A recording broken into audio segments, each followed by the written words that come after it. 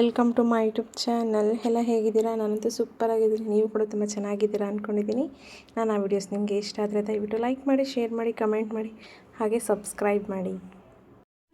ಇವತ್ತು ನಾನು ಎಣ್ಣೆ ಬದನೆಕಾಯಿ ಸಾಂಬಾರು ಮಾಡ್ತಾಯಿದ್ದೀನಿ. ಇನ್ನೇನು ಮಳೆಗಾಲ ಸ್ಟಾರ್ಟ್ ಆಗೋಯಿತು. ಆವಾಗ ಬದನೆಕಾಯಿ ಚೆನ್ನಾಗಿ ಬರೋಲ್ಲ. ಮಳೆಗಾಲ ಸ್ಟಾರ್ಟ್ ಆಗಿಬಿಟ್ರೆ ಅಂತೂ ಫುಲ್ ಹುಳನೇ ಇರುತ್ತೆ. ಜಾಸ್ತಿ ತಿನ್ನಬಾರ್ದು ಅಂತಾರೆ, ಹುಳ ಇರುತ್ತಲ್ವ, ಚೆನ್ನಾಗಿರಲ್ಲ ಅಷ್ಟು ಬದನೆಕಾಯಿ. ಹಾಗಾಗಿ ಇವಾಗೇ ಮಾಡ್ಕೊಂಡು ತಿಂದ್ಬಿಡೋಣ. ಇನ್ನೇನು ಮಳೆಗಾಲ ಸ್ಟಾರ್ಟ್ ಆಗಿಬಿಟ್ರೆ ತಿನ್ನೋಕ್ಕಾಗಲ್ಲ.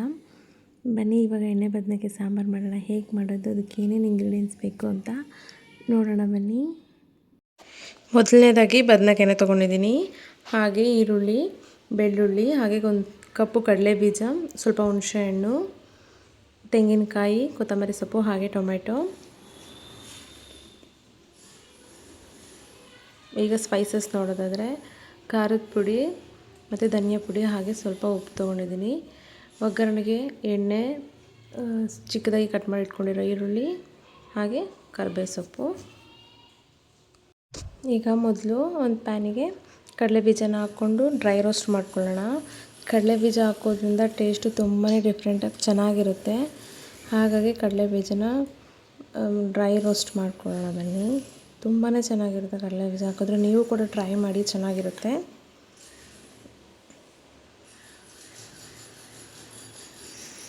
ಈಗ ಡ್ರೈ ರೋಸ್ಟ್ ಆಗಿದೆ, ಅದನ್ನು ಆರೋಕ್ಕೆ ಬಿಡಬೇಕು.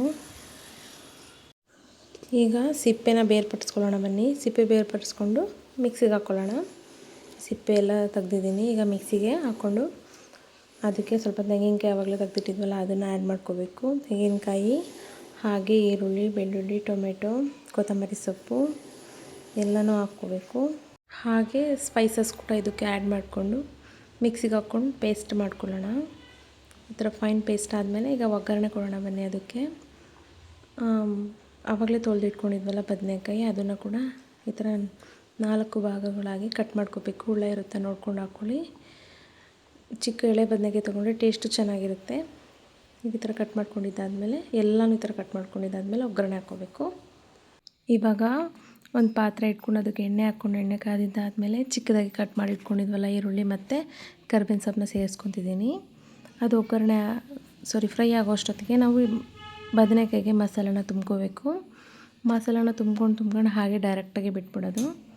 ಚೆನ್ನಾಗಿರುತ್ತೆ ಟೇಸ್ಟು.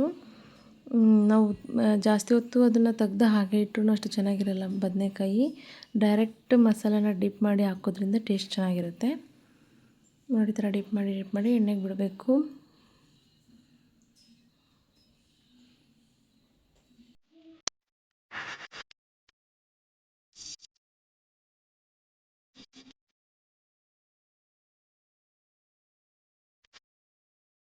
ಎಲ್ಲ ಬದನೆಕಾಯಿನೂ ಹಾಕ್ಕೊಂಡಿದ್ದಾದಮೇಲೆ ಮಿಕ್ಕಿರುವಂಥ ಮಸಾಲೆನ ಕೂಡ ಸೇರಿಸ್ಕೋಬೇಕು.